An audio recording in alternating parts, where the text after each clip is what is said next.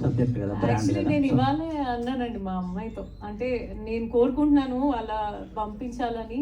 So నేను I put my 100%, అంటే like నేను ట్రై చేస్తాను డెఫినెట్గా. ఎందుకంటే వైపు కదండి, ఇంటర్నేషనల్గా ఒక ఎన్విరాన్మెంటల్ అవేర్నెస్ కానీ దీని మీద ఎక్కువ ఈ మధ్య ఫోకసింగ్ జరుగుతుంది కదండి. సో అందుకని నేను అడిగాను.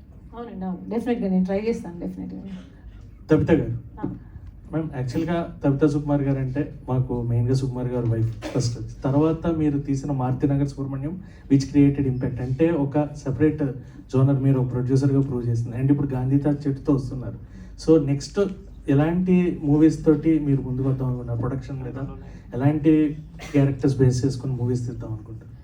అంటే ఎలాంటి క్యారెక్టర్ బేస్ చేసుకొని కాదండి, నేను మంచి కథ అయి ఉండాలి అండ్ గుడ్ ఎంటర్టైనర్ అయి ఉండాలి అని అనుకుంటాను.